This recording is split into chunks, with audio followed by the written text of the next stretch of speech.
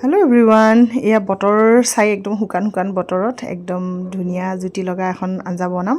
তাৰ বাবে প্ৰথমতে এইকেইটা দেখি চিনি পাইছে নহয় কৰদৈকেইটা ধুনিয়াকৈ ধুই সাইড কেইটা কাটি লৈ এতিয়া তাক জুইত এনেদৰে পুৰি লম আৰু আনফালে কেৰাহী এটাত তেল গৰম হ'বলৈ দি ধুনিয়াকৈ এপিচ দুপিচকৈ মাছ ফ্ৰাই কৰিম মাছখিনি ধুনিয়াকৈ ফ্ৰাই কৰি লম অকমান কাঢ়াকৈ ফ্ৰাই কৰিম মাছখিনি যেতিয়া মাছখিনি ফ্ৰাই হৈ আহিব সেইখিনি তেলত আৰু অকণমান তেল দি কেটামান সৰিয়হ দি ঢাকনি লগাই দিম তাৰপিছত যেতিয়া সৰিয়হকেইটা ফুটিব তাতে অকণমান আলু বইল কৰি লৈছিলোঁ সেইখিনি ইয়াতে দি দিম আলুখিনি বইল কৰি দি এইখিনি অকণমান ফ্ৰাই হোৱাৰ পাছত এই যে কৰদৈ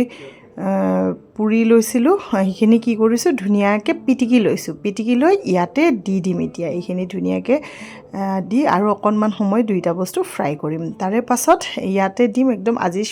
তাৰ পাছত কৈছোঁ না আজি স্পেচিয়েল এয়া হৈছে কেঁচা হালধি এইটো মই অকণমান থেতেলিয়াই দিছোঁ আপোনালোকে কেঁচা হালধিৰ ঠাইত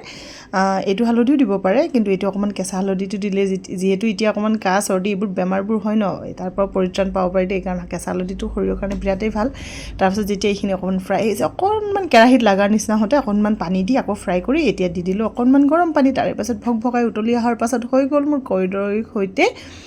পুৰা কৰদৈৰ সৈতে মাছৰ আঞ্জা আৰু আজি মোৰ স্পেচিয়েল আছিলে এয়া সৰু মাছ ভাজি পালেং শাক ভাজি বেঙেনা ভাজি মাছ আৰু এইফালে পেটু ভাজি আৰু মাছটো যিহেতু মই মাছৰ আঞ্জাত ভাল নাপাওঁ সেইকাৰণে মই ফ্ৰাইটো বেলেগকৈ কৰি লৈছোঁ বাকী ঘৰবোৰৰ আঞ্জাত দি দিছোঁ এনেকৈ বনাই চাবচোন খাবলৈ বহুত টেষ্টি হয় আৰু এনেকুৱা বতৰততো ক'বই নালাগে মানে মুখৰ জুতি আহিয়ে যাব আৰু এইটোতো হেল্ডিও হয় বহুত বেছি